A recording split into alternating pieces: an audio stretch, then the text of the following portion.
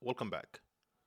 Problem number 136, single number. Given an empty array of integers called nums, every element appears twice, expect one number. We need to find that single one. You must implement a solution with a linear runtime complexity and use only constant extra space. We did solve this problem in two different ways in the previous two videos, and today we solve it in the third one, which will be by using a hash table. Like the function, we create a function that finds a single number in an array where every other element appears twice.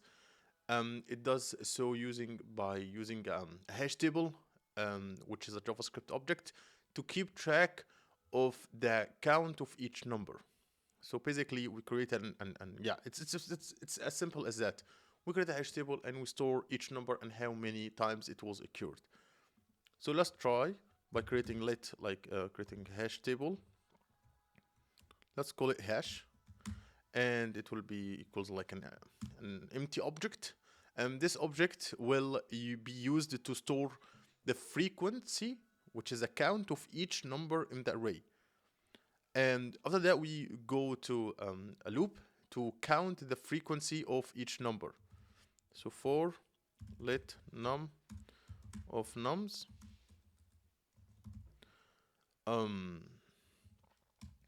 and I would say it's a pretty simple, like if hash has the num, if hash has the num, we will say hash of num, not has, hash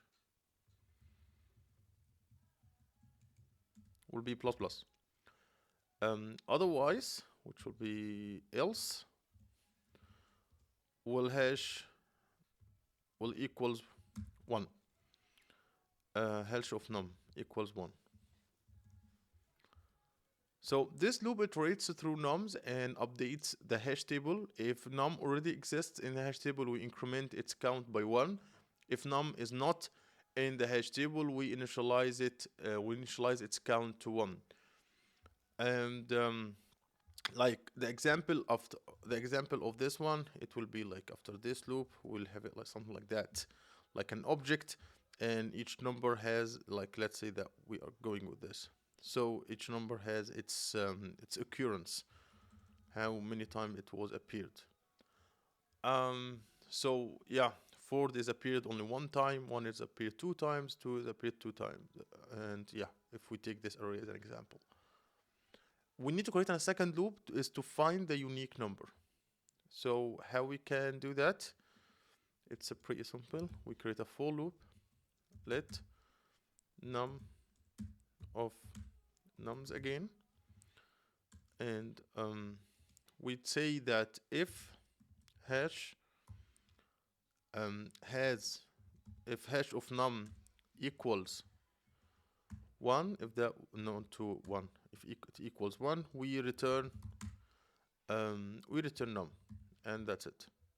So we have these two loops.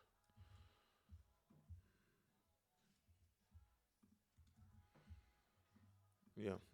Let's run the code and see. Yeah, it did work. And let's submit the code. Yeah, it did work. So yeah, that's it. That's how it works.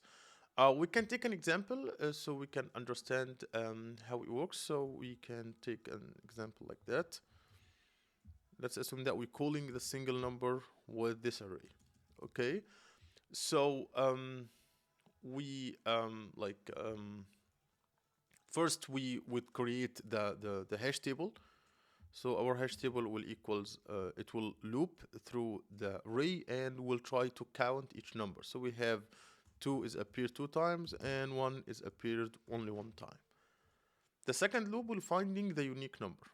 2 appears have 2 times, so we didn't go through it. 1 have only one time, it's called only 1 time, so we just return it, and that's it. It's a pretty simple solution in understanding and in writing as well. I believe it's simpler than the previous two solutions that we introduced in the last two videos. So that's it for this video, and yeah, the time complexity is off in, like since we iterate through nums once to build the hash table, Second loop is O of n as well, since we iterate through nums again to find the single number. The overall complexity is O of n plus O of n, which equals like O of n linear time complexity. We use a hash table which stores counts for up to n. Yeah, it's in all the n elements. The worst case, like if all elements are unique, the hash table will have O of n space usage. Overall complexity will be linear space complexity. Yeah, that's it for this video, and see you in future videos.